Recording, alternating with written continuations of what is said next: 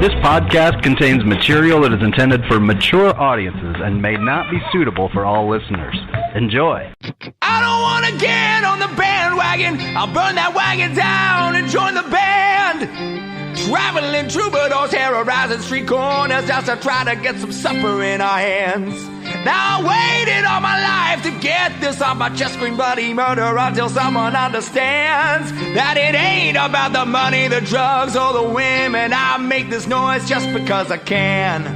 And we'll all join in to that original sin. So let's get rowdy and reckless. Let's get rowdy and reckless. Let's get rowdy and reckless. Just for the hell of it. Just for the hell of it. Hello and welcome back to another edition of Old Man Strength, a podcast of the Tailgate Society and brought to you by Deadeye Barbecue Sauce, the best damn barbecue sauce in the known universe. I am Tim Johnson, joined as always by Chris Shipley. Chris, how are we doing this evening? I'm stoked tonight. Stoked. Seventh rated seventh in the country, college football playoff. Ohio State's going to screw us. Let's go. We're ready. Yeah, I mean, this is definitely the highest peak of our lifetime for sure. Actually, probably for anyone who is alive for their lifetime for Iowa State football. So it is certainly fun to see. I'm trying not to get myself too wrapped up in it. Not to say I'm not giddy and reading every article and listening to every radio show that I can, or I'm not going to say that the last 3 games I haven't gone on the opposing team's forums afterwards just to kind of read the meltdowns. I'm being totally, I don't log in and comment. I just lurk and read and feel good. But it's like listening to a call-in show after a certain team out east is lost. It's like it's radio gold. Yeah, exactly.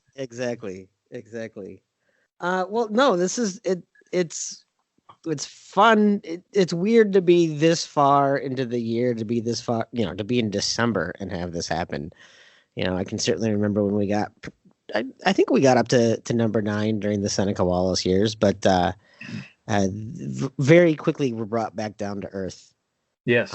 But I don't know. I did run a pretty complex simulation of the Big 12 championship game using NCAA 11 on PS3. So I'm feeling pretty confident. All right. Yeah. That's what I want to hear. Because the algorithm on the PlayStation 3 is you just can't pass that. That's from high tech stuff. From a decade ago. Yeah, absolutely. Right.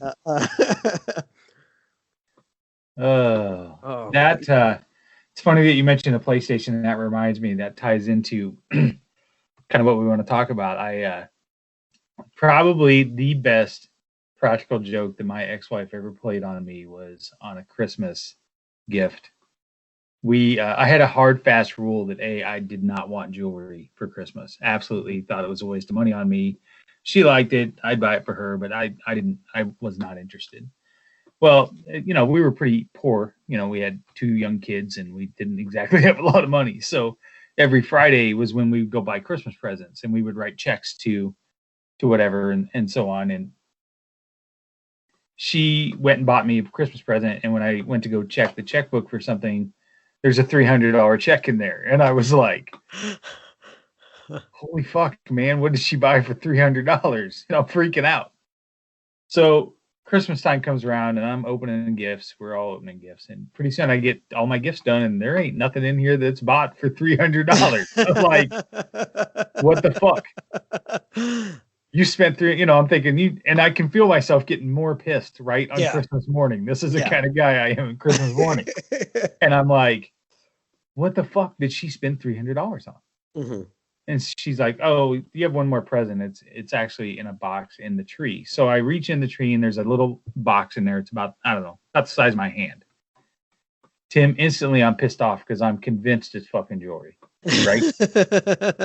Not only did she spend $300, she bought fucking jewelry. So now I'm even more pissed.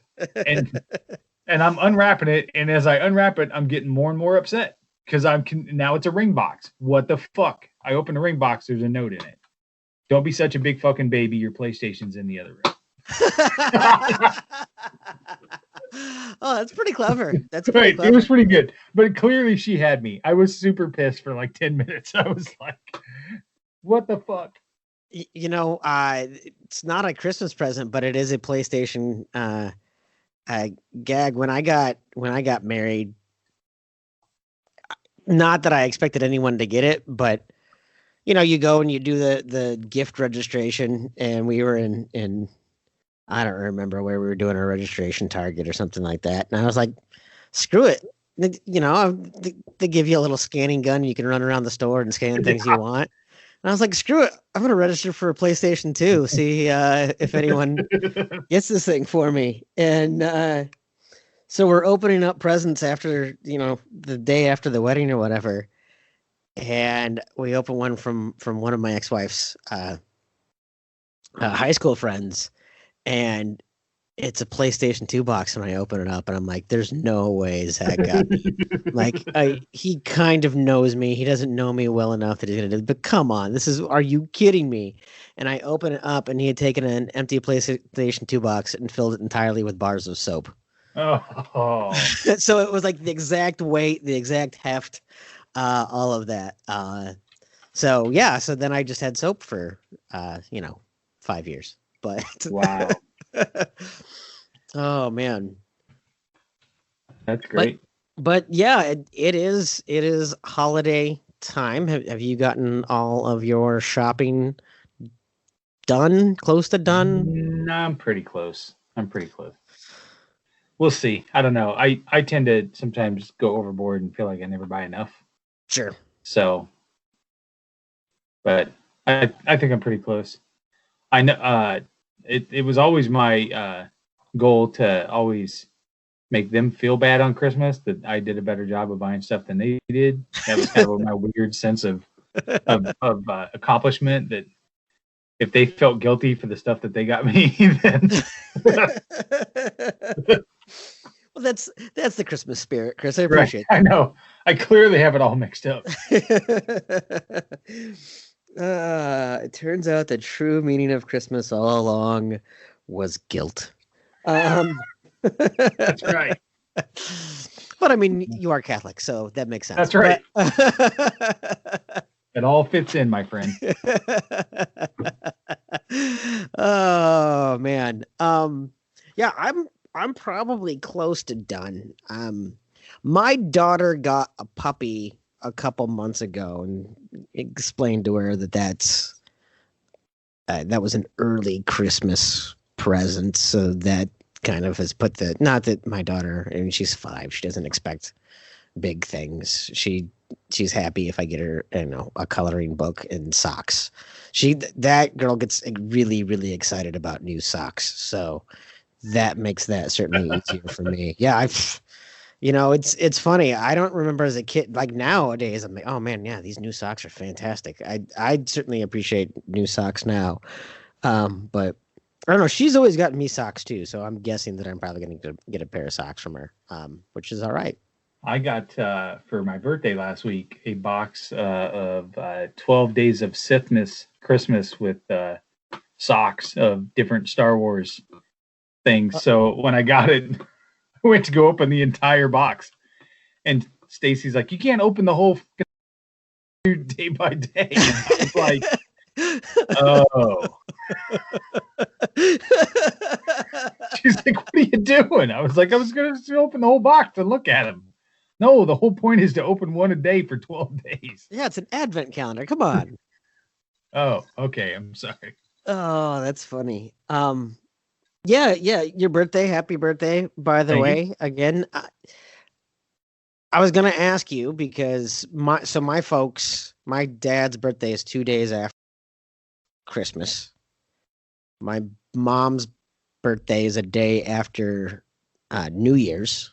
So they both grew up with, birthdays really, really close to the holidays. They never really had birthday parties or anything like that. Their birthdays largely got overshadowed by the holidays.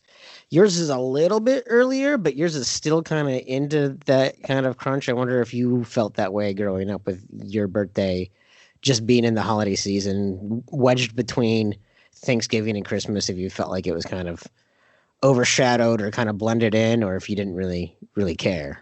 Not really. I always, when I was younger, I wouldn't say that I had parties when I was younger. You know, it wasn't, you didn't have big birthday parties Sure. like you do for kids now. I mean, Sure. and you know, there sure as fuck wasn't going to be any gift bags at my party. Oh, good Lord, no. That wasn't No. happening either. Typically, I might have a friend spend the night or something as I got older, and we, you know, got to go to a movie. That was kind of what we did. Then I think as we got older, my mom was just like, just pick something out from under the tree. You can open one of your Christmas presents early. You know, like you put a lot of thought into that, which is kind of strange, right? Do you put Christmas presents under the tree now, leading up to, or do you wait till Christmas Eve and then have everything wrapped and put underneath the tree? You know, I've probably been traditionally a little bit more of putting them up a little bit early. I know my daughter was telling me today that at her mom's house, all the presents are underneath the trees, and I'm like, yours aren't even wrapped. I want to be like, half of them haven't even arrived yet, and I hope they show up before Christmas. But I think to me, maybe the right amount of time is maybe at most a week before, so it's enough that it kind of builds the anticipation that the kid, you know, can see it. It gives it a look and feel. But I mean, no one's coming inside the home this year. It's not like there's going to be guests. It's not like there's guests right now. So, you know, I decorated the outside of the house. The inside of the house is kind of decorated right now, but part of it feels like, are we, you know, am I just decorating this house so that my daughter likes the look and feel of it, or what? But there's something, I guess, to presents being under the tree for at least a couple days ahead of time that kind of builds the anticipation, I guess. I grew up, my parents put stuff, as soon as we put the Christmas tree up, they would start putting presents under the tree for a month. And then, you know, literally it would just stare you in the face for 24 days that you're dying, you know, and you're shaking presents, or and my dad was notorious for guessing presents. He could it was a game to him. He would guess presents. Like I remember my freshman year in college, I bought my mom and dad these Iowa State jackets, right? And I had it embroidered mom and dad on them. I'm not sure how I could afford that as a poor college kid. Oh, I made my sisters pay for them. That's right, my sisters. But so I went home on Christmas break, and I sit at the kitchen table, and I take the box downstairs, and my dad goes, "What's in the box?" "None of your business." And he's like, why don't you sit down? And I was like, "What?" He's like, "I just want to talk to you. I haven't talked to you for a while." He's like, "Those are Christmas presents?" "Maybe." "What?" And he looks at mom. He's like, "Well, it's got to be something Iowa State, because he brought it from Ames." "All right, well, I got to go," I said. "I'm getting up from the..." No, sit down," he said. "Sit down." And he's you know, he's kind of grilling me. Pretty soon he goes, "Oh, they're probably Iowa State jackets." And mom goes, "Yeah, I bet they have our names on it." And I was like, "God damn it, you guys ruin everything." I got super pissed.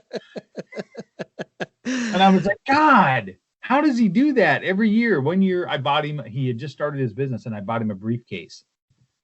And I thought, I mean, that's what businessmen have, right? I saved my money up, and I think I was like 15. I bought him a briefcase at this store at Southridge Mall. And I put a dictionary in it, and then I wrapped it up, and I put it under the tree. And literally, Tim, 5 minutes, he walks over there, he picks it up, he shakes it a couple times, he goes, "It's a briefcase with a dictionary in it." What the fuck? I'm not buying you shit anymore. I was like, that's ridiculous. He was watching you. You're gonna learn later in life that he had the house like wired all over. Yeah, exactly. Right. Or he probably bribed mom. You know, I promise I won't ask to have sex for 2 weeks if you told me what he got. She couldn't give up the stuff fast enough at that point. Then. Oh, that's funny. But yeah, so my parents always grew up with presents under the tree the entire time. So, and I did with my first wife. Mhm. That's just what we did. Partially because we'd be afraid that if we didn't wrap it, we'd forget where we put it. But then I remember when I met Stacy and we had our first Christmas together, and we were wrapping presents one night, and I went to go put them under the tree, and she's like, "What are you doing?" Like, and we would always, like with the kids, we would have maybe Santa gifts that were maybe 1 or 2 things from Santa, and then those would show up in completely different wrapping, and they'd be underneath the tree. Yeah. I hope I'm not spoiling that for anybody, but Santa's not real. That guy's been getting too much fucking credit for all the work that I've been doing. So, and I was like, I'm putting these under the tree. She's like, no, we don't put anything under the tree. What? Why? She's like, oh no, I grew up, we didn't do that, so we're not putting presents under the tree. Well, how are we going to tease the kids then? Yeah, exactly. How are we going to torture the kids? So that was a little bit of a shock to me. I don't know. That's how I always grew up. Was presents were under the tree the entire time. Yeah, I'm trying to think about growing up. I suppose it kind of depended on where we were. So my mom's parents lived like 3 hours away from us, so we would see them probably most Christmases, but we would spend some Christmases with my dad's folks who lived in Nebraska for a while, and then Arkansas for a while, and then Arizona. And when we would go to them, I think they were out ahead of time. But at my mom's mom, it was usually, especially when we were younger, then we would be going to the Christmas Eve service, and my dad would go start the car, and we would all pile up, and while he was doing that and we were all piling up, then my mom would quickly go distribute the gifts underneath the tree. So it was a surprise when we came home from the Christmas Eve service. But when we were just doing it at my parents' house, I think we just kind of all had them all underneath the tree. Because I had a gift from my sisters and gifts from my parents and all of that, so we just kind of made a big pile. But yeah, I suppose there's something to the not doing it until the day of. But to me, I just like the anticipation part of it, right? Just to as a kid looking at that big one and guessing what it was, or picking them up and shaking them and all of those, all that type of thing, and maybe get competitive with my sisters of that big one, the biggest one is mine. Right. I will give you a piece of advice. Don't put a piece of an electronic in and wrap that up and put it in front of the heat register. Oh no. Oh no. For Christmas, and leave it there for an extended period of time.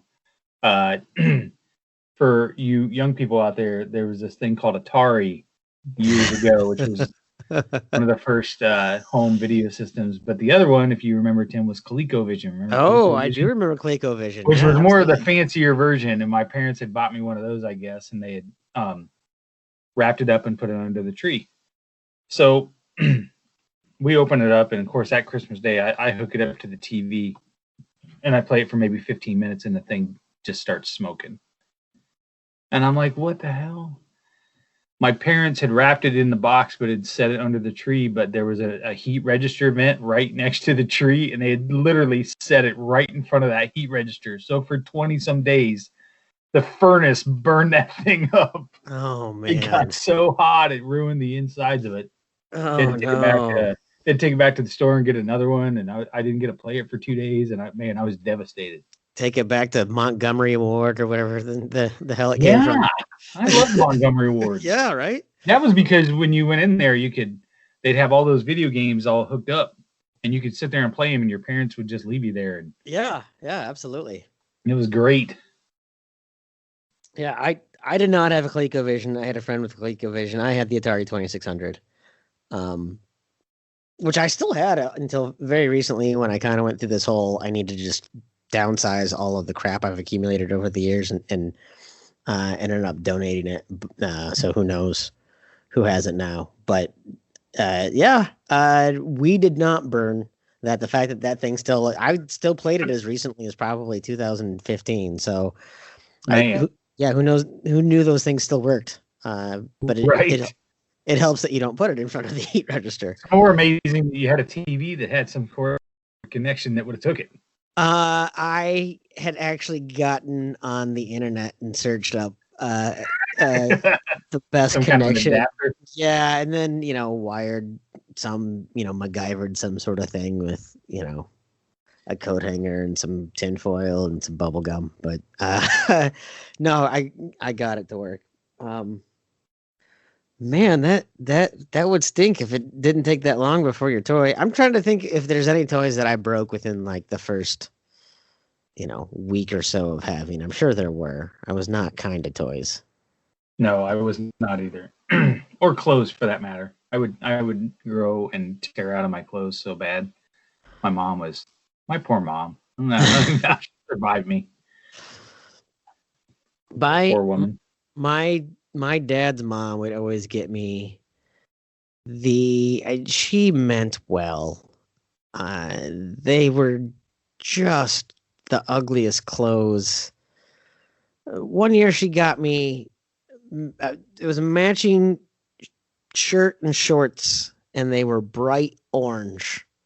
There was no graphic on there. There wasn't even like a pocket or anything. It was just a bright orange shirt and bright orange shorts. So I just looked like a traffic cone.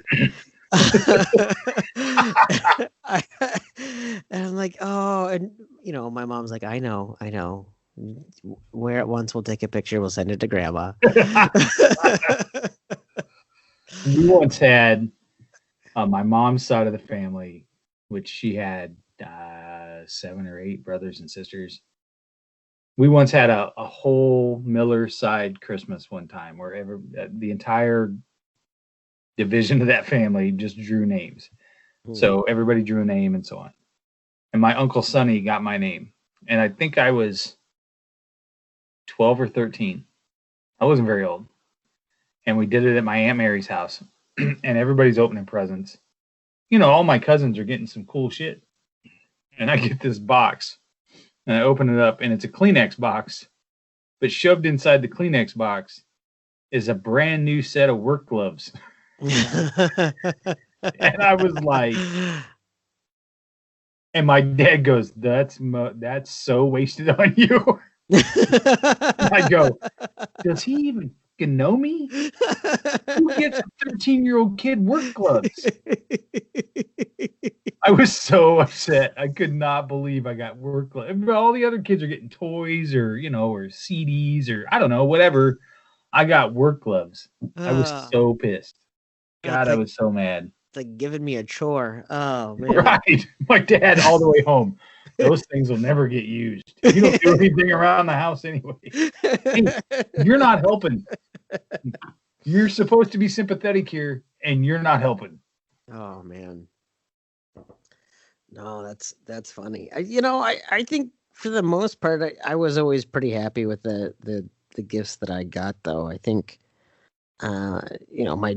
my folks always did a really good job of kind of paying attention to, they weren't going to necessarily get me everything that was on my Christmas list or listen to, all of my crazy ideas, but they did a really kind of a good job of, well, I mean, they knew me. So, right.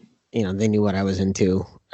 For the most of my childhood, I really just liked drawing. So, sketch pads and pencils and stuff like that were pretty much always on the list, and you couldn't go wrong with that. Find it funny, though, like I seem to remember vividly a lot of the Christmases from when I was a kid and what I got.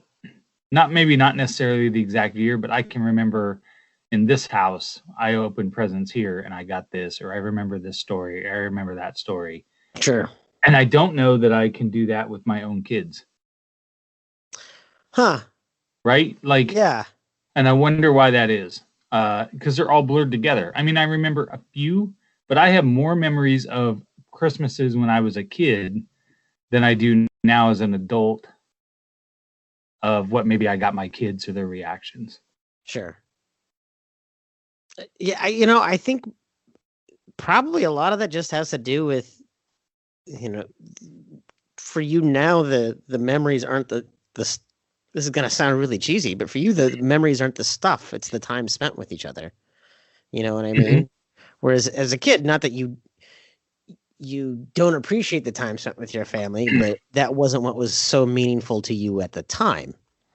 And so the memories of the things that you got were a little bit more imprinted on your memory. Whereas what you got your kids, you just remember the smile on their face, not necessarily the toy or the clothing item or the CD or whatever that gave them that feeling, just more, you're treasuring your time with them.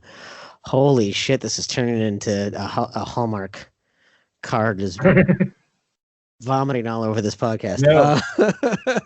I think it might be more along the lines, though, of as a kid, I didn't get a lot of things throughout the year.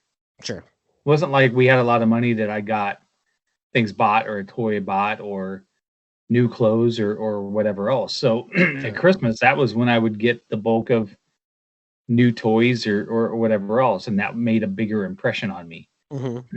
And I think that maybe something different. I mean, hell, we just got the boys and Caitlin new phones last week. Mm-hmm. The contract was up and they were running slow or whatever, and they had a special on them. So we got new phones for the kids. Well, I mean, that would have never happened when I was a kid. Yeah. So, so especially this close to Christmas. Right. And I think that has a lot to do with it. Is they get so much during the year that not that it's not important to them, but it's not a big a deal, I think, to kids nowadays as opposed to when it was for me or you. Yeah, no, I suppose I think that's probably a really good point. I mean, I remember, all the time I'd go to the store with my mom, or we'd go to the mall, KB toy. I'd walk in there, but I wasn't ever walking out with anything. No, I was allowed to go in there and look, but I wasn't ever walking out of there with anything. Or you'd go to, Walmart or Venture or one of those stores, and you'd walk by the toy aisle, and you were never walking out of there with anything. That was just a way to pacify me while we were in the store, I think. But that's right. That's a good point too. I think, not that you spoil your kids, but it's just kind of a different, you're in a place financially where you're able to do things for them, and that's awesome. And I think some of it is just, things are different. Kind of the prevailing theme of this podcast overall has been things are different. Right. Well, and I think that leads to more stress and more anxiety that you have now, for me anyways, as a parent, because now I'm worried that I'm not giving those memories to my kids. Sure. So I turn around and want to do something bigger, or I want to get them one extra thing, or because I want my kids to have I'm not in the habit of just buying them stuff because I want to buy it. It's more along the memories of, I really want them to open this and be excited or whatever else. I want them to experience that joy that I experienced. And then I think that puts more pressure on me. Sure. Yeah, no, I get that. I think one thing too, for me, sharing custody of my daughter and knowing the memories that she's having with her mom and her mom's family, and my ex-in-laws are fairly well-to-do, so they certainly spoil her and go over the top, and she comes home with a billion things from them. She's their first grandchild. They have two now, but there's probably a lot of stress that I feel, and it was hard for me to remind myself that making the memories with her are what she's really going to value. But yeah, man, like you said, I remember the Christmas I got cap guns, and I remember the Christmas I got I remember the Christmas I got Billy Joel's An Innocent Man on cassette tape. It was in my stocking. Yeah, I remember things like that. And so it's hard not to think about, yeah, in hindsight, you remember the times with your parents, but there's still some of those crystallized memories in your brain of what you got, and you want to be able to kind of share that and make sure that you're giving them. That's absolutely a source of stress. Yeah, I think so for sure. And I I had put something out there on my Facebook page, and some of my family had responded. Just what are some things that you remember when you were a kid, or Christmas, or things that you don't do anymore that you used to for Christmas, and what are some of those things that you miss? And I got to talking to my two nephews, and both of them brought up just the family being together. They don't remember what they got. They don't remember this, but they remember, like my nephew Nick said, I always remember us going out and playing football together. Like, you would play football with my dad, and we'd have the cousins out there, and we'd throw the football around, and we'd play football for a while. Or on Thanksgiving night, my parents we'd eat, and my parents would end up going to take a nap, and then me and my sisters and my brother-in-laws, we would all sit around the kitchen table and play poker. And we'd play, a family poker night all night. That was what we did on Thanksgiving, and I miss those things, and those kids remember those things, So, to your point, maybe it is the memories that they remember more.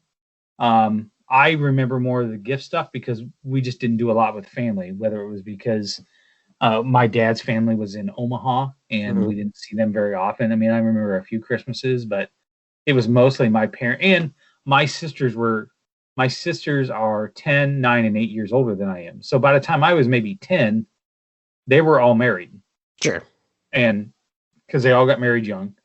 And then family Christmas was all of them and their kids coming to my house for Christmas. So, you remember those things. But I remember gifts more than I remember those times until I got older. But my nephews and nieces all remember. I mean, that was all three of them that chimed in today were like, I really miss just our family getting together and us being together as a family, which is nice. And we haven't done that for a long time. And there was some talks about doing it this year, and then COVID, and then that bullshit. So that didn't happen. But yeah. And then I reminded my nephew Nick, or I should have reminded him, that he once asked for a Mr. Potato Head, and he got a Mrs. Potato Head, and he wasn't too fucking happy about that.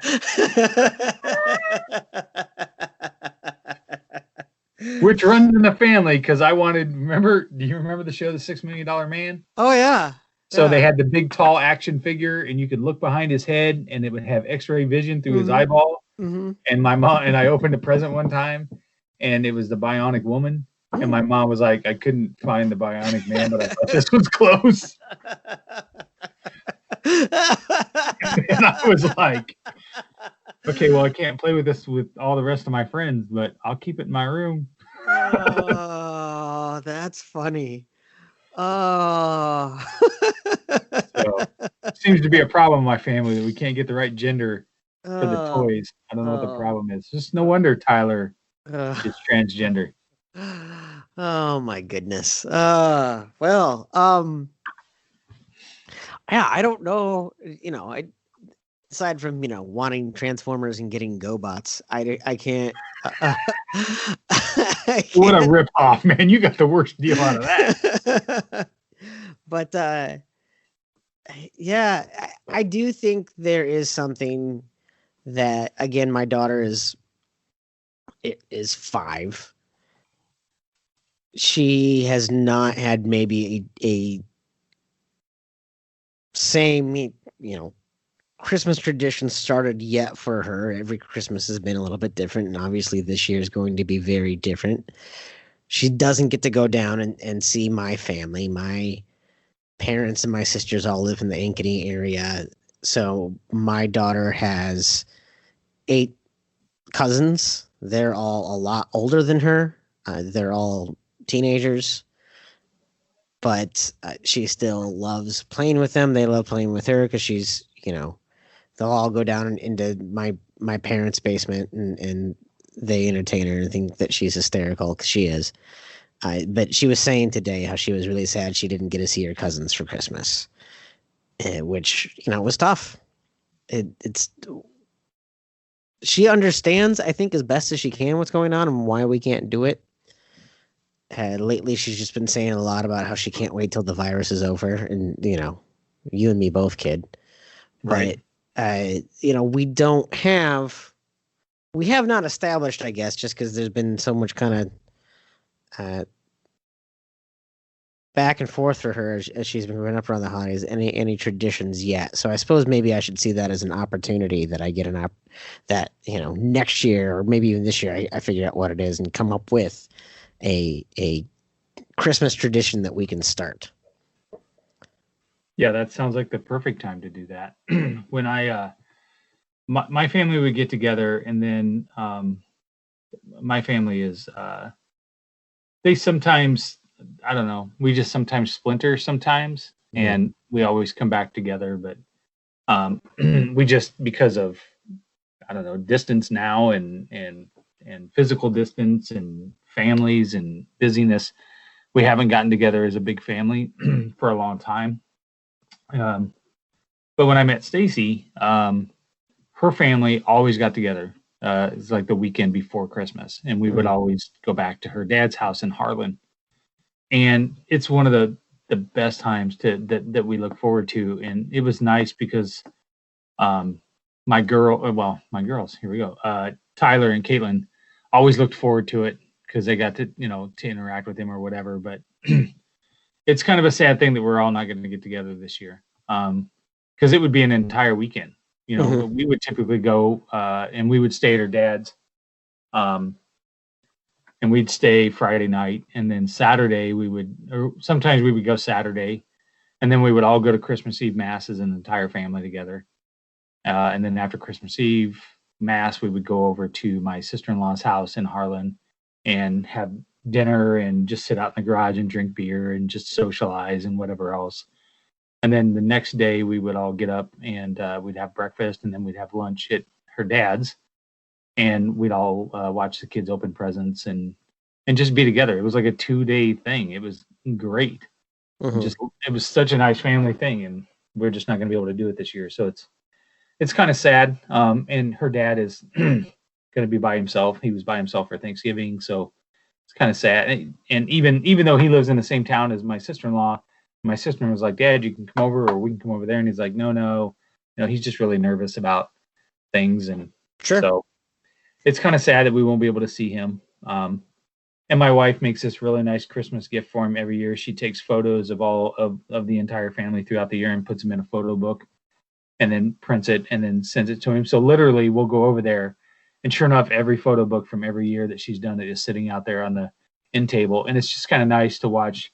They just flip through them. People just flip through them and just look at the old memories. And it's just the Christmas memories are they're pretty dear to me. Christmas is one of my favorite times of the year just because of that. I have such fond memories from then, but I also get that it can be really hard on people too. Yeah. Yeah, Christmas for me has always just been, well, I wouldn't say always, but for me, it's been very, very kind of a stressful time of year, to the point where it's become difficult to look forward to it. When I was still married, then we would try to fit in seeing, going to Ankeny and seeing my family, and going to Indianola and seeing one side of her family, and then going out to Charter Oak and seeing another side of her family, and then coming back, and then, maybe doing a separate Christmas just with her parents and her brother, and then come back and try to do that all in the span of a couple days. It always seemed like that's when some freak snowstorm would come. Like, literally, there was one time. It's a 3-hour drive from Minneapolis down to central Iowa. And there was one time where the forecast when we left in the morning was things were supposed to be fine. And then a snowstorm basically shut down 35 in southern Minnesota, northern Iowa. We sat at truck stop in Albert Lee for about 2 hours until we thought it was fine to go. And then from Albert Lee to probably Fort Dodge, never on the freeway, never got over 25 miles an hour. And so it just seems like it always happens on the day that we're traveling and people are expecting us there. And so I just started to get these really kind of memories of anxiety and not looking forward to driving. You know, there was one time where we were driving, so we were doing the drive to Charter Oak to Denison to see all that family out that way. And, you know, whether you're taking 80 or Highway 30 across, there's nothing that's a block. And there were some really high winds and the car is barely staying on the road. And so, unfortunately, I got all these memories of trying to fulfill all these familial obligations through driving through crummy weather, through all of these things, to a point where it just started to kind of make me feel overwhelmed and enjoy the holidays less. And I don't know that I've gotten quite over that. It would be nice if I would get over that hump, and maybe this year, by virtue of, you know, being stuck in with COVID and not traveling, maybe that'll give me a newfound appreciation for it. I don't know. We'll see. Well, now, like you said a little bit ago, now's your chance to make some different memories and make kind of turn that cycle around.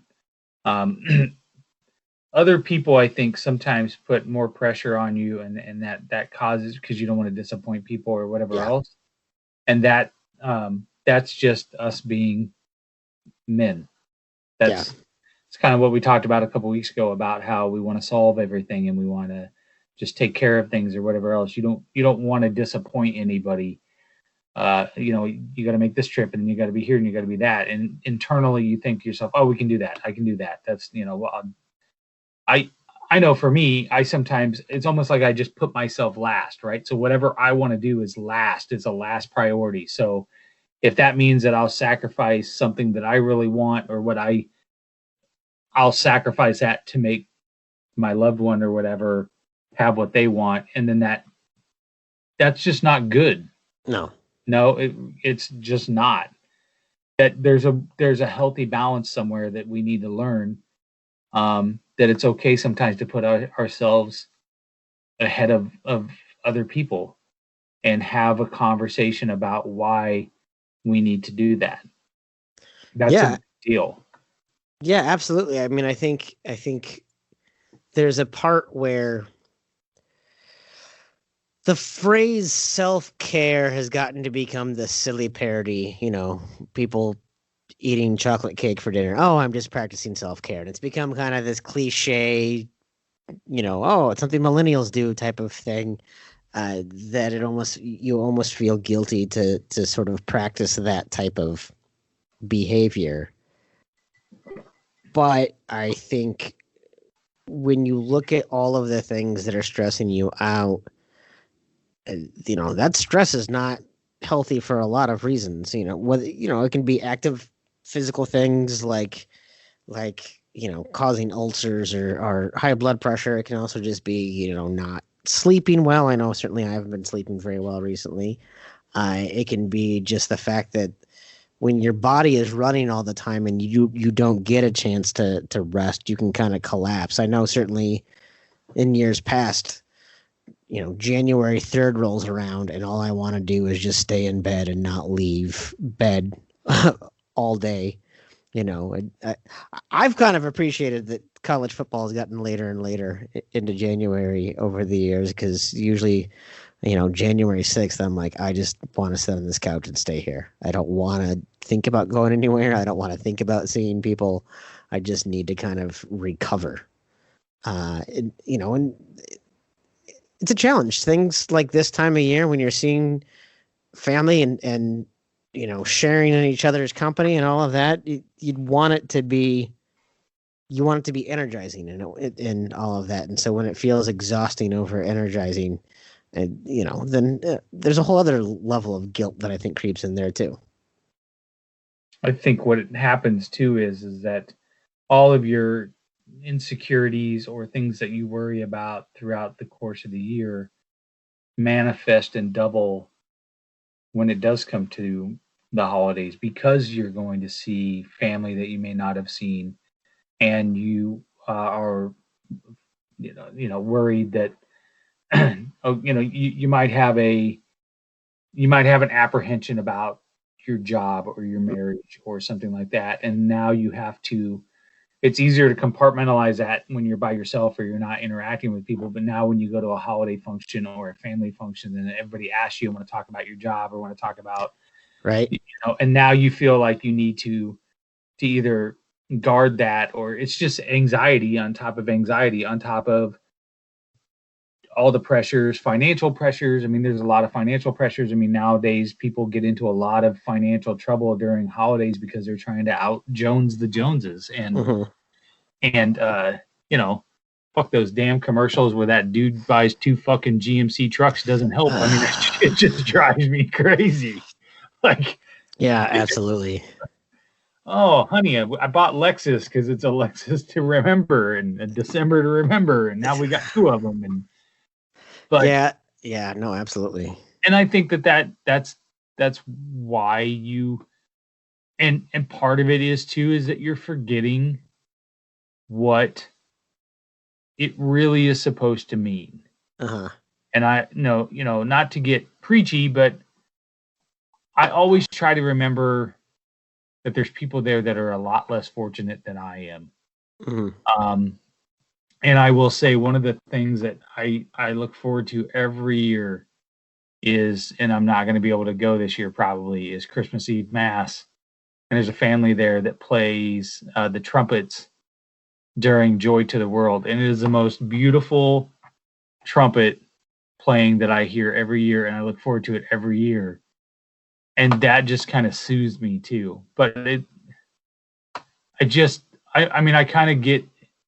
appreciate you being open about it, because I think that you and I have talked about it, and there's no right answer to give you, other than just try to focus on something that's good, right? Whether it's the chance that you get to spend with your daughter and make some memories with her as a father,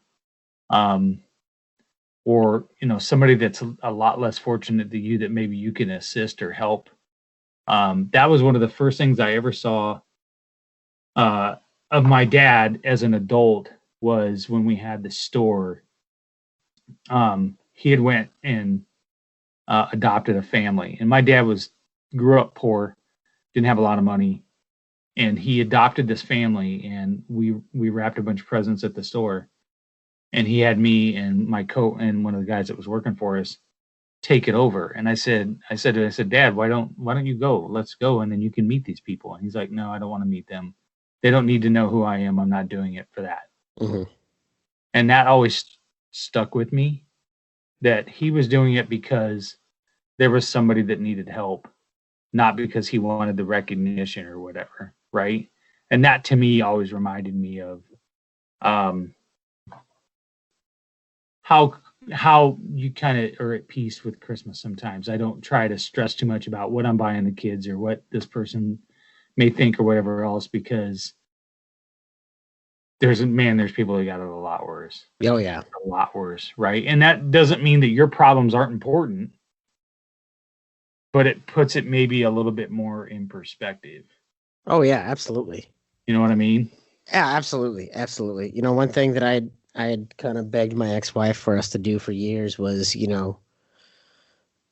I get the importance of wanting to see family and all of that stress to me and the weather and all of that. I'm like, why don't we just do Christmas in July, and then we can spend, Christmas volunteering somewhere. I'm like, that to me would probably, it would help me get through the season with a better attitude, and then I would enjoy the holiday time more. I don't know what idiot put Christmas in the middle of winter. But between the travel and just the whole, it's an arbitrary thing, but it's hard to look at the end of the year because you have all of these year-end lists, right? It's like, Yeah. oh, the best of. Now, I think there's probably going to be a lot less. There's going to be a lot more snarky ones this year in 2020. But it's everything from Yeah. like the the TV shows we fell in love with in 2018, or the all of the silly things, the best new gadgets of 2015.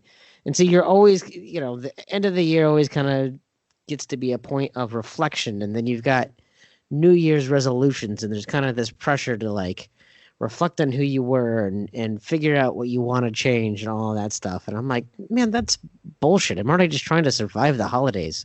Don't give me the added pressure of having to be introspective and focused on self-improvement. Let me just survive. I mean, yeah. I will say, in Jesus's defense, he was born in the middle of a desert, so he was not aware that he also wasn't born in December. I think most historians put it at like August. So I wouldn't mind if we did that a little bit with August Christmas. I could deal with August Christmas. That sounds amazing. Yeah, exactly. Although I don't know that I'd want to see Santa in like a tank top and some shorts. It's not a good look. Personal experience, fat guys in tank tops and shorts is not a good look. I don't know, Santa. Let your freak flag fly, man. I'm full on just embracing it. It's funny because I hadn't until like a few years ago. I thought tank tops were like, I can never pull a tank top off. And now I'm like, you know what? Screw it. I'm wearing tank tops. You know why? Because I sweat a lot. I get hot all the time. I don't care. I'll wear sleeveless tanks, right? But the strap tank top type things I never wore. And then this summer I bought a couple when I was on vacation in Alabama, and I figured if these people down here in Alabama can wear them, then I can certainly pull it off. So yeah, I don't know that you want to use Alabama for your rubric for what you should be doing in any number of things, Chris. But my gosh. Now that I've insulted Alabama and all of our 17,000 listeners down there, I think that's probably a good spot for us to go ahead and take a break.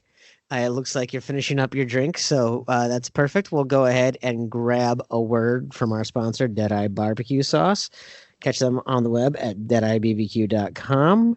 And we will be back. Chris, when we get back, I kind of want to talk a little bit more about maybe some of those memories and learn a little bit more about some of the things that you do with your kids and have done with your kids growing up. Maybe give me a little bit of inspiration. So we will be back in about 30 seconds.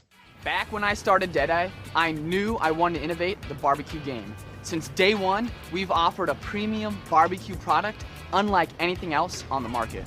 Great Aunt Irene had something special tucked away on a recipe card in her cupboard, and there was no way we weren't going to do something about it. So we decided to take it one step further, introducing Deadeye Superfood Barbecue Sauce. We've got 5 new flavors: Graviola, Acerola, Pink Guava, Acai, and Dragon Fruit. They're the first of its kind, and they're packed with flavor. Find it at your local grocer today or at deadeyebbq.com. Hello and welcome back. You are listening, in case you forgot, to Old Man Strength. Once again, I am Tim Johnson with Chris Shipley. When we left off, we were discussing the holidays. I had asked Chris if he wouldn't mind sharing a little bit about maybe some of the traditions and things he does with his kids that he looks forward to every year. So, Chris, how about it? What are some of those things that you've done with your kids that you kind of, you mentioned at the top, you like finding new and better ways to surprise them, but maybe what are some of those things you do with your kids that you get really excited about every year? Well, as they've gotten older, it's a lot harder, but when they were younger, when I was little, one of my dad's favorite stories that he used to tell is how he fooled me on Christmas Eve when he dressed as Santa Claus. The story goes, apparently, I don't know, I was 3 or 4 and he came walking in with a sack of presents dressed as Santa Claus. And my mom woke me up, and I was watching him from the hallway. And pretty soon I ran down the stairs and I gave Santa Claus a hug. And my dad said, my dad would tell the story. It was his favorite part. He'd be like, and you'd always say, "Look at his belt, Mom. Look at his belt. That's Santa Claus. Look at his belt." Like it was some big, huge accomplishment to fool a 3-year-old kid on Christmas Eve dressed in a red suit. Like, Dad, you weren't really, it wasn't Oscar-worthy performance. But man, he was so proud of that he fooled me. So I remember I thought, man, that would be really fun to do with the kids, like to dress as Santa Claus and give them that same memory as a kid. So I asked my sisters, they were going to get me something for my birthday. And I said, you know what, if you buy me a Santa Claus suit, then I'll play Santa for the next few years, for all the grandkids and whatever else. So, so sure enough, I got a Santa suit. And the first year I wore it, I think Taylor was 3 or 4, and Caitlin hadn't been born yet. And our friends had a little boy that was about the same age, and then they had 2 kids. They had Justin, who was the same age as Tyler, and then Ryan, who was maybe 2. So I told them, I'll come over and do the same thing. So if you got some presents that I'll put out on Christmas Eve, and so I go over there first, and Justin woke up and saw me and come running in, and I patted him on the head, and I said, "You need to go back to bed." And so he said, "Okay." So he went to bed, and then I went home and I did the same thing. And my ex-wife woke Tyler up, and she comes out there and she looked stares dead in my face and goes, "Daddy." And I was like, "Son of a bitch," like I didn't even say anything, Well, then I talked to my friends Jeff and Vic the next day, and I was like, "How did Justin like it?" And she goes, "Well, Justin went back to bed and said, 'Mom, Santa Claus sounds just like Chris.'" And she said, "He does." And then she said his eyes got super big and said, "Mom, is Chris Santa Claus?" So I couldn't even fool a 4-year-old. That's but funny. I did that for a number of years as the kids got older, and then we had a really big Christmas at my parents' house, and all the grandkids spent the night at my mom and dad's house. This is when they had a really big house, and I did that for the kids that year too, and brought presents in dressed as Santa. And it was just so funny because my mom had them all lined up around the corner, just staring, trying to be real quiet. And I'd peek around and turn around, and they'd go scatter, and so that Santa Claus wouldn't see them. But that was always fun to do. But traditions now with the kids as they got older, my girls were when I met Stacy, Caitlin was still pretty young, but Taylor was 14, 15, so she was kind of over the whole tradition thing or whatever. But one of the things we always do is we always have Christmas dinner together. Sure.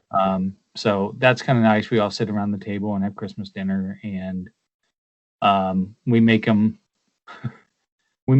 open one present at a time in rotating order of age. Yeah.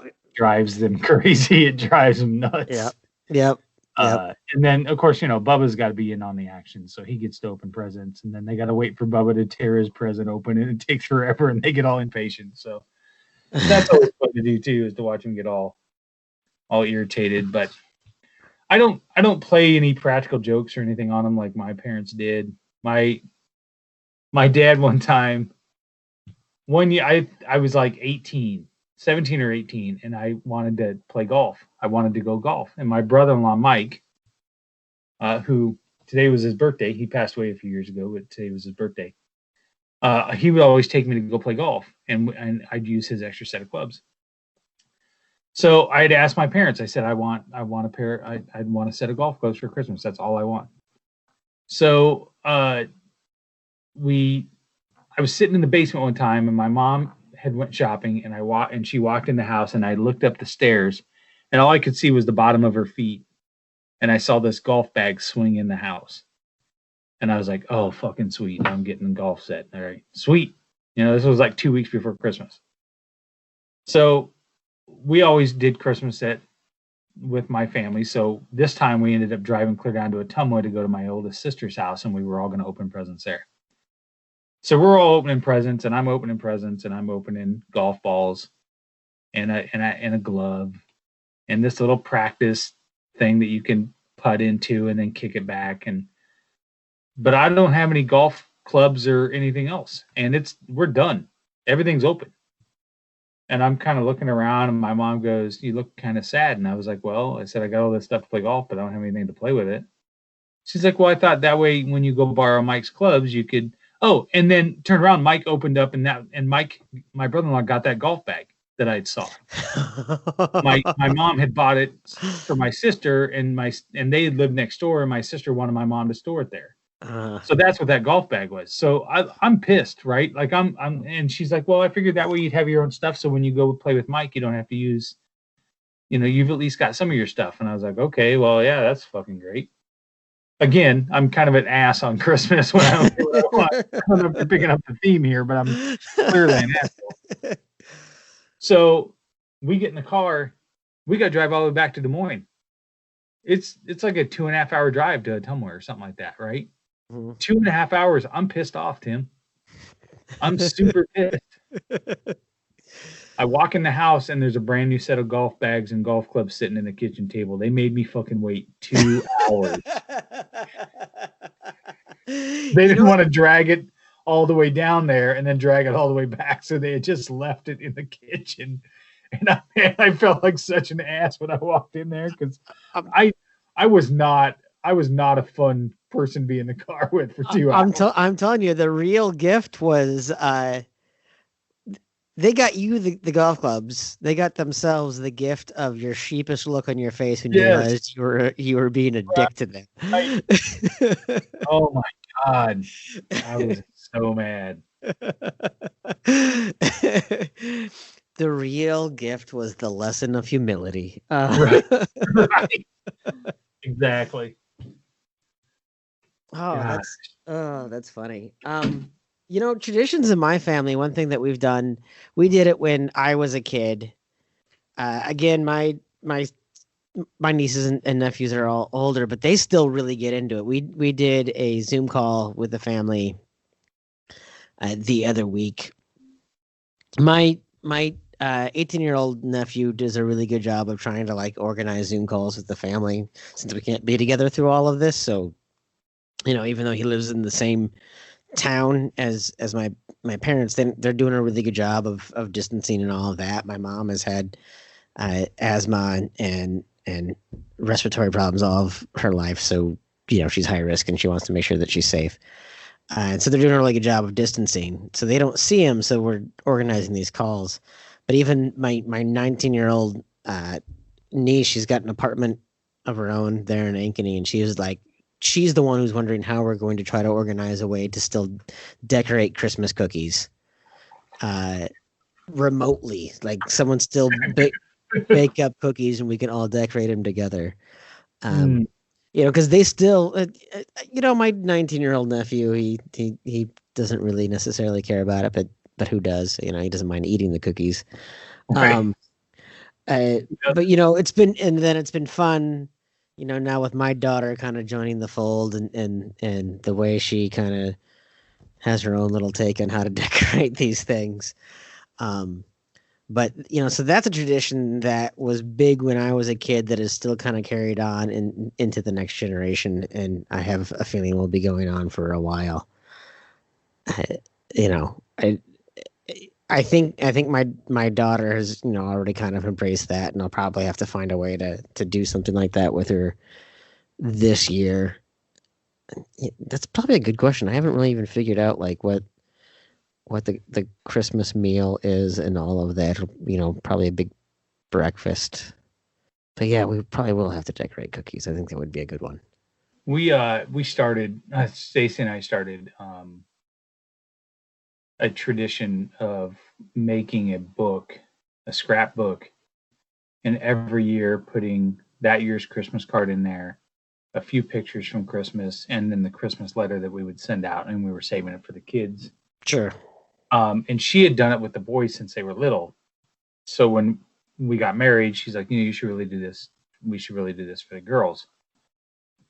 So, but I felt bad that the girls didn't have, like for Tyler, she only would have had 4 years because I just started when he was 15. Yeah. So I literally went back and rewrote Christmas letters for every year and tried to remember the year, and then would find some pictures from Christmases past or whatever and put those in there because I never did Christmas cards. My ex-wife and I never did Christmas cards. She, again, I don't know if you're picking up on the theme, but my ex-wife wasn't exactly the motherly, type. But so yeah, I spent an entire week like rewriting, literally going, okay, well this year, what did we do this year? Oh yeah, we did this and we did this and we did this. And I'd rewrite a Christmas letter for Taylor's first year and then her second year. And then I would have to, but it was fun. And now we add it in there every year and they have a nice scrapbook and it's kind of fun to look back at those and so on. So I forgot that we do that. And then, I decorate the house outside every year. I like to do that. And Stacy's a teacher, so this whole house is like a teacher's bulletin board. So every year, got to redecorate the inside of the house for we're in, Sure. Which listen, again, I love. She makes this a home. I came from a marriage that didn't have that kind of stuff, so she wants to throw some throw pillows and some Christmas stuff up or some Halloween stuff.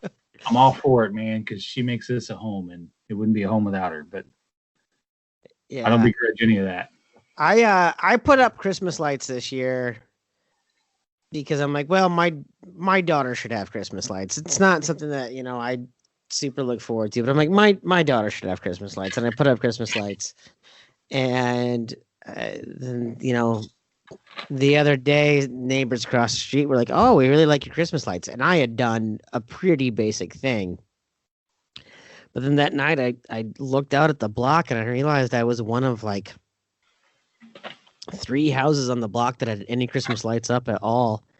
And mine were not elaborate, but they were more, some people would just like one string around a tree and a wreath and call it good. And I realized what... Picture of your neighbor across the street that had like half his trunk only filled. He has half his trunk only filled, and he had that professionally done. And it's still like that? It's still like that. I thought they were going to come back and do more, and I looked out there tonight, and I was like, nope, he just paid people to wrap half his tree with white Christmas lights, nothing on the house, nothing lining the driveway, nothing else, just half of the tree in the front yard. And that's it. So that dude has too much money that he's going to waste on something like that, I guess. I don't know. I don't know. His son seems to be really excited about it. Who's, I don't know, maybe 2.5, 3 years old. Yeah. But still. I'm not paying to have somebody put Christmas lights outside. I'll do it myself. Now, that might mean that they don't get taken down till Easter, but that's a whole nother story. Well, when I was putting them up, it was what was it? It was a Saturday of some Iowa State football game, so it was very slow. I would go, I put some up before, and then I came in and I warmed up and I watched the game and grabbed a drink. And then at halftime, I went out and I put up a little bit more. And, after the game is over, I put up a little bit more. But at one point, I'm hanging the Christmas lights, and I'm up on a ladder, and I'm, we've got a gutter with like the leaf guard, so you can't like just put the clips on them. It's a little bit goofy, and then there's an awning over the door. You kind of have to negotiate. So I'm up on a ladder. It's not treacherous. It's a 1.5 story house, so it's not treacherous, but it's still, I'm up on a ladder, and my neighbor, she just lives by herself with her 2 dogs, and she's walking a dog, and she comes by and she decides while I'm up on a ladder, kind of reaching a little precariously, that she decides to tell me about the time that her dad fell off a ladder at Christmas and they had to take him to the hospital. And I'm like, Sharon, not now. This is the worst time. Can you just... And I was like, oh, well, that sounds really bad. I'm glad he was okay, though. And I wanted to be like, just shut up. I'm trying to hang these. Do you not have any sense of timing here, lady? But the last few years, I've made Caitlin go up on the high parts of the ladder because I figure if she falls, she's a lot more flexible than I am. Her body's just more resilient. She's more resilient, right? She'll be laid up on the couch for a week with a bad back, and she'll take a day and be back at it. She'll roll over and get up and go run.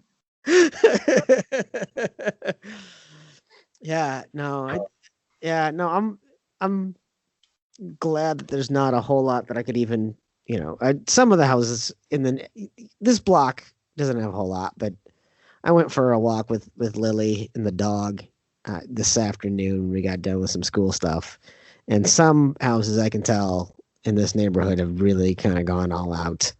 That eventually here, maybe this weekend we'll drive around the neighborhood and check out the elaborate Christmas lights. But I'm glad I'm glad that I'm the most Clark Griswold out of anyone on the block, and I'm not that at all. So I don't have to feel one-upped by anyone by any means. I think there's a lot more of it this year than there was in past. I think part of it because people are home more. So they've had time to do it.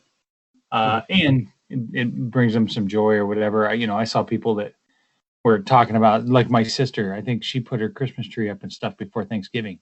Yeah. She's like, fuck it, 2020, I'm going to do whatever I want. Yeah. Like, nope, that's not going up before Thanksgiving. I noticed that there is a house in the neighborhood that I walk by that I noticed they had their Christmas tree up in the window the day after Halloween. Yeah, I know. I went for a walk on November 1st and I remember being like, wow, they wasted no time. But they, when you can't leave the house. Well, plus we've had some pretty mild weather, so that's kind of helped to be able to give us time to do it. There were years past where I thought about putting it up, and then we had snow from Thanksgiving on, and I'm like, well, maybe not putting any up this year, but super excited. I got a snowblower. Bought a snowblower this week. Nice. Yeah. So my first snowblower, and I'm 50 years old. I'm so excited. I'm waiting for snow now.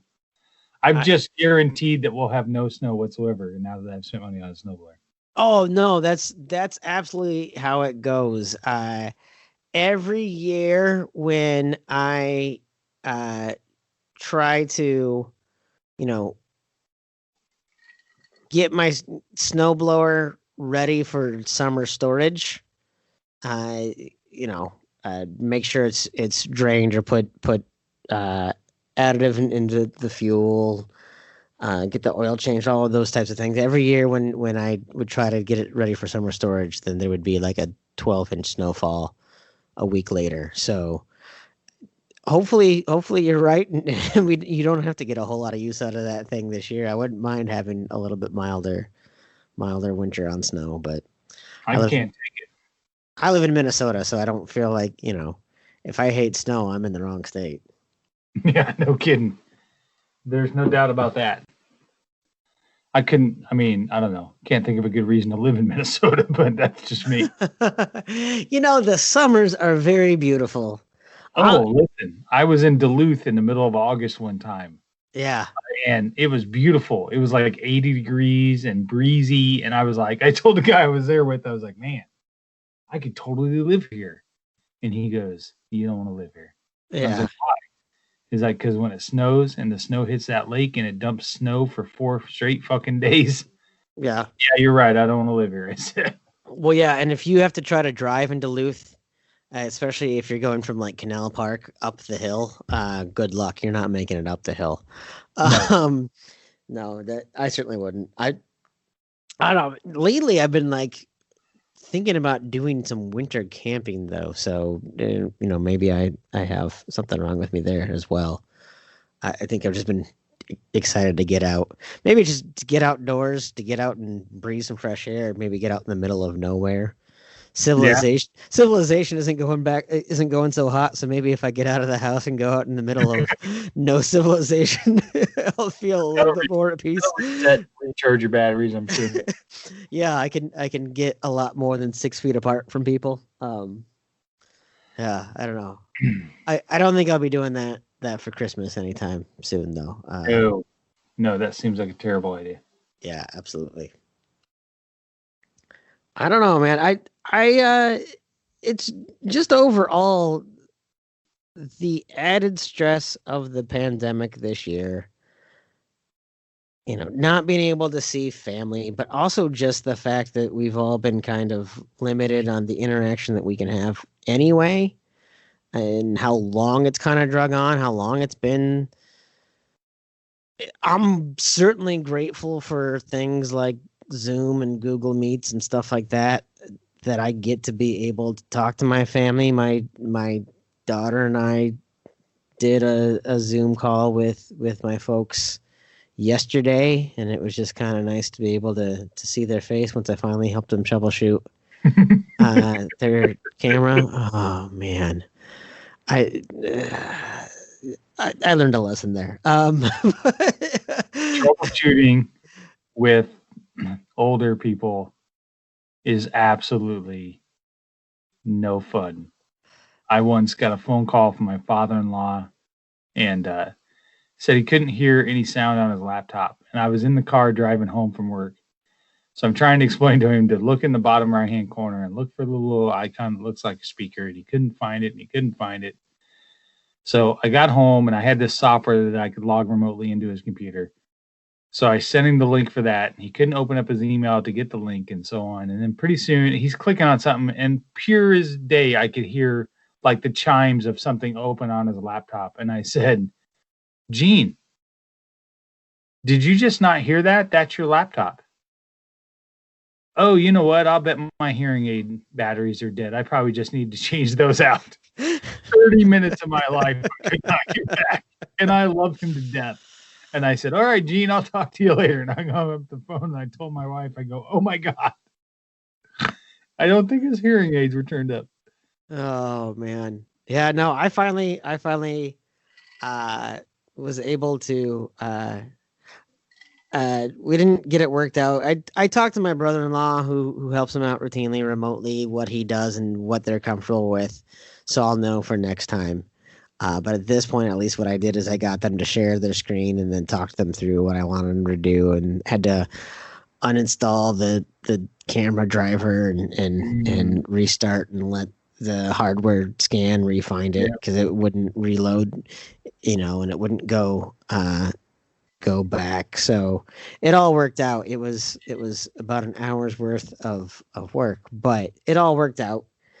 My daughter got to see Grandma and Grandpa, who she's been missing, and they got to see her they've been missing. So I'm looking forward to on Christmas Day spending some time where, between the multiple houses in Ankeny and Polk City and here in Minneapolis, we all kind of get together and I'm sure they'll probably my nieces will have come up with some way for us to all decorate cookies together remotely or whatever, who knows. And that'll be good. But yes, it's definitely been just kind of an added stress to all of this entire season. My folks, I certainly worry about their health. My dad had a younger brother who spent some time in the ICU with COVID, and he's still not out of the woods with all of that. He's home and he's better, but man, it's been kind of a challenging fall. So, even if we would have found a way to kind of get together, I think I probably would have had a whole lot of guilt about it as well. So yeah, this year is certainly not. It's creating its own challenges, I guess, for that whole holiday stress. Dawned on me yesterday when I had to drive downtown to go to my office to drop off some laptops that I had. And I don't think I've been in the office more than 3 times since March. Mhm. And I walked in there and I went to my desk, and I mean, it kind of hit me. I was like, man, I just kind of miss this place. Like, I just miss seeing people I work with and Mhm. going to my desk every day in my own little personal space. And it was just like, there was stuff sitting on my desk where I just, because at the time that I left for that day, I didn't know that I wasn't going to come back. Right. Yeah. Yeah. And the previous few times I'd went in there, I was just going in to grab something and had to come to go. So I had a little more time to just kind of reflect and just kind of look around and go, oh, wow, there's my 2 water bottles, and I left my phone there. There's my plant, just, and you're like, I'm going to take some of this stuff because I guess I don't know when I'm coming back. Yeah. It's kind of sad. So kind of the same thing now. I mean, you take for granted, in April when Easter hit, I thought, geez, by Christmas we'll be able to, at least we'll be able to go back to Harlan and see our family in Christmas, or at least I'll be able to, get with my sister and Makokada and my family and get together or whatever. And here we are in December and we're still not there. And even though a vaccine's here, I don't know that it's going to, I don't know. It's overwhelming a little bit. And so when you add those holidays to it and everything else, it makes it even more hard, I think, which is why you have to work really hard at finding the good in some things and the good in some people and try to focus on that. Yeah, absolutely.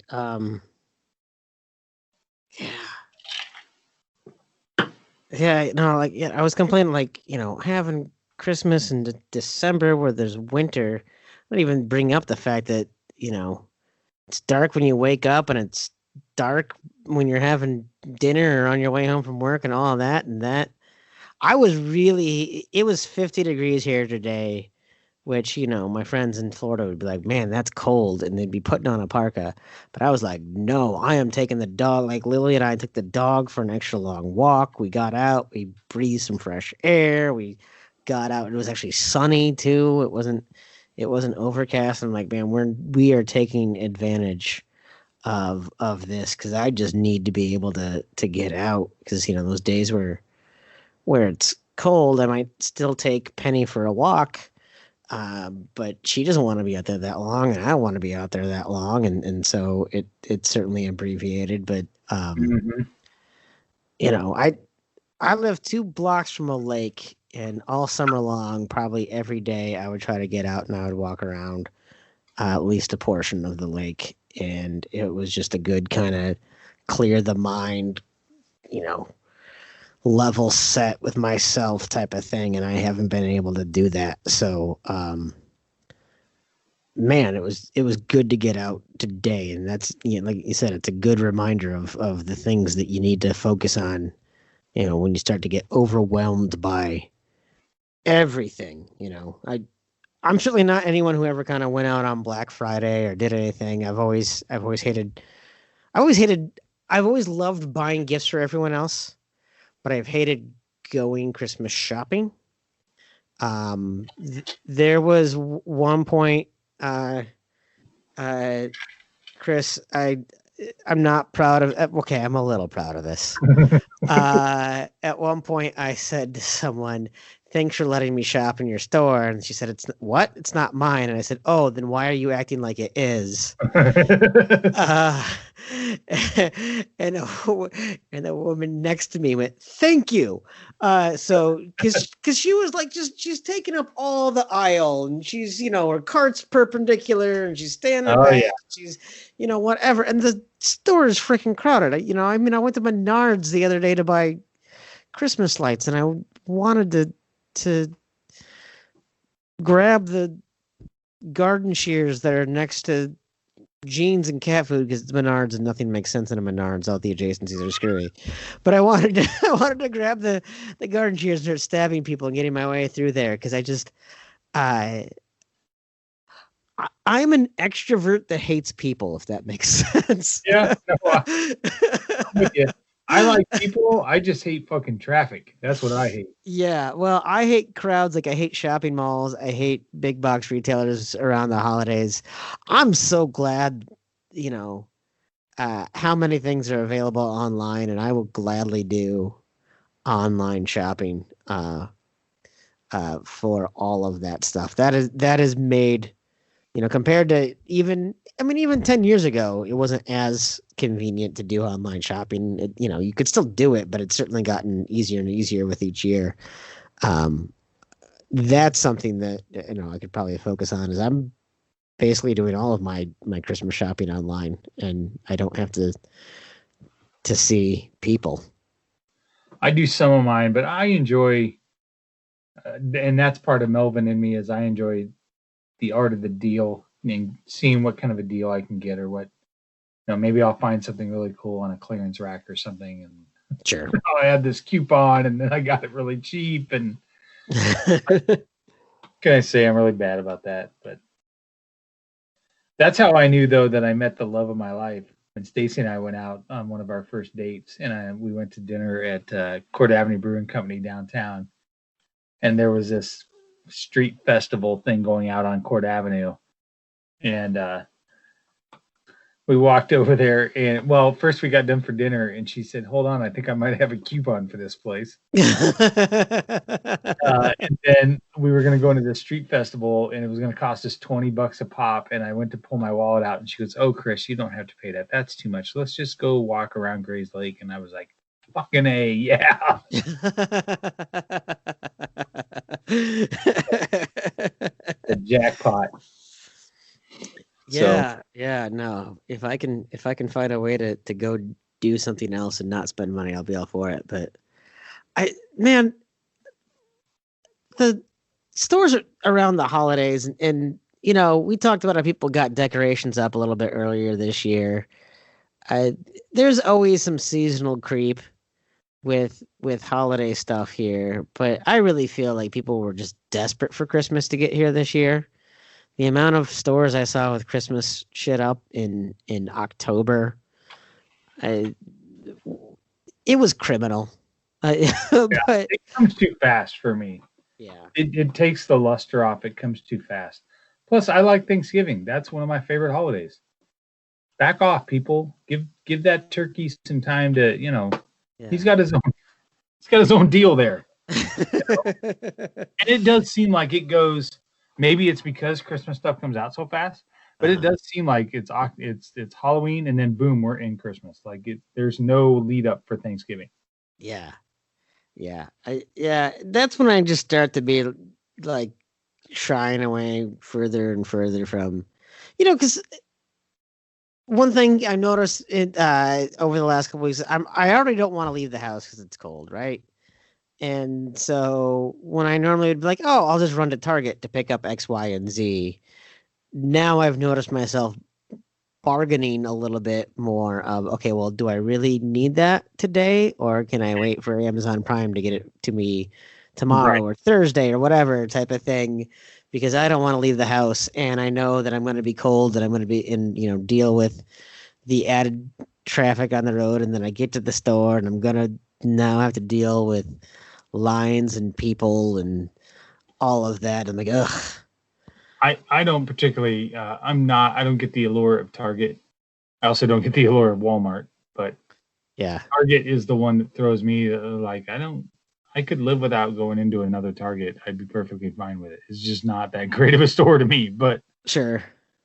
For me, it's probably the ubiquity of them up here. They're headquartered up here, so they're everywhere. And so, sure. If you're going to go grab anything, it's probably going to be at a Target. But I mean, the things that are walking distance to my house, I spent more time at Ace Hardware over the last month than I have anywhere else. I mean, Target's no Montgomery Ward, Mm-hmm. That's true. That's true. Man, Montgomery Wards. Wow. That was a thing. I don't know if you saw that. That was a thing that was kind of going around Twitter this week. Was like, tell me your age with a story you remember, or something like that. Yeah.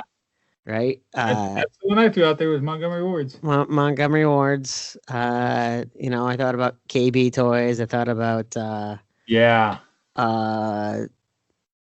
trying to think what other ones. Walden Books. Yes. Yeah. Right. There used to be a place called Woolco down here in Des Moines that was kind of like what's the Pomida used to be another. Oh, Pomida. Yeah, that was a small town type of. Absolutely. Yeah. Absolutely. I think there still might. I mean, at least the last time I'd been in Western Iowa, I still saw I saw a Pomida sign up. I don't know if the chain still exists, but just the sign, the building might not have gotten rehabbed or anything. What was it? There were a couple of those I was thinking of. When Von Mauer was Peterson's, and then it was Peterson, Heggie, Von Mauer, then it was Von Mauer.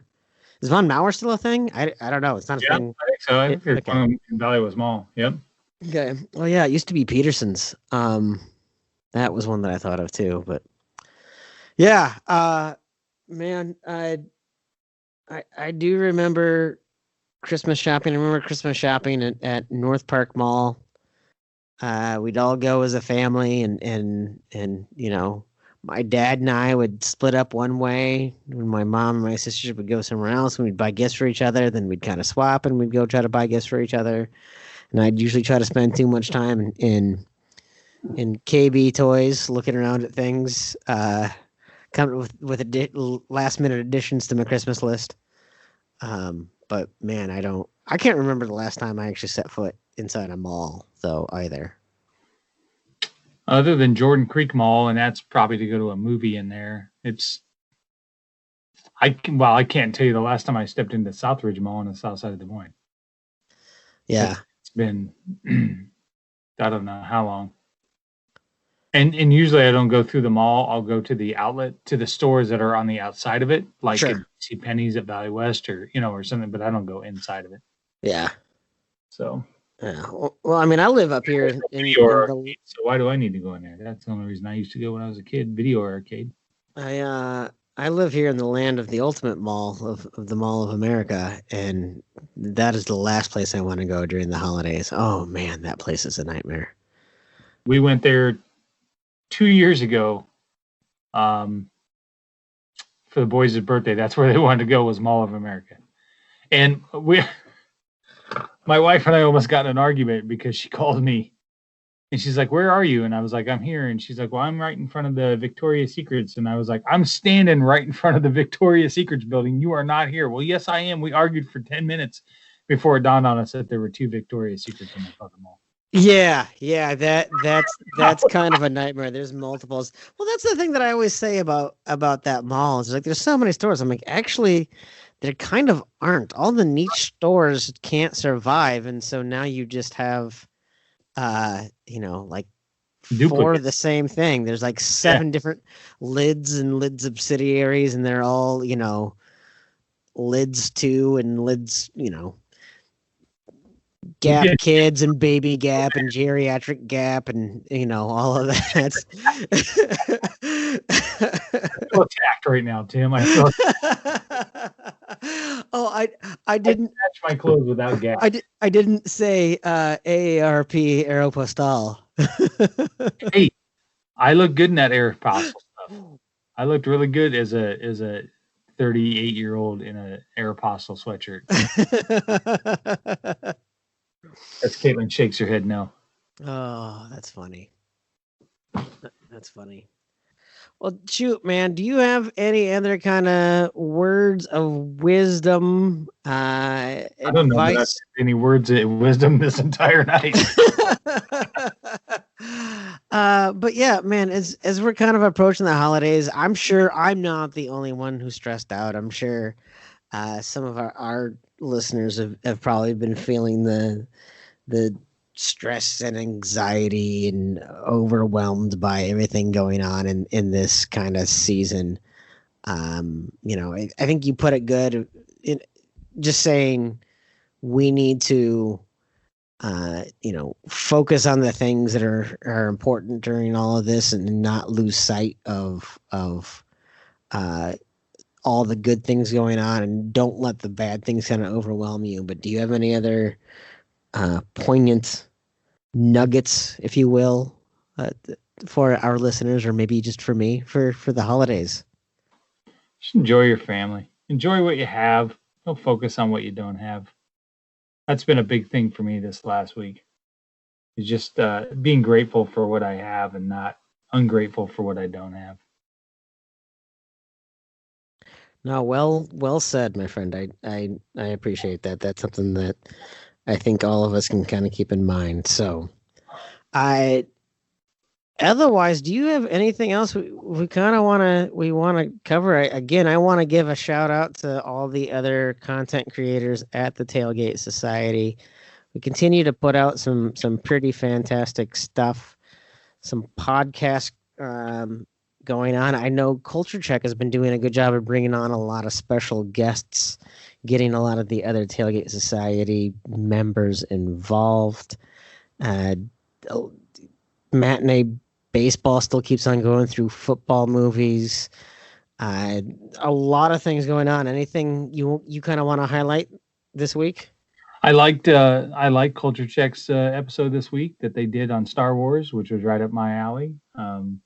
And you had a nice episode of Bitter Units, and didn't you win a bet off there? You won a bet, didn't you? I did win a bet. That was fantastic. We did a special Riot Bowl edition with our couple of friends of ours on the podcast that are West Virginia alums.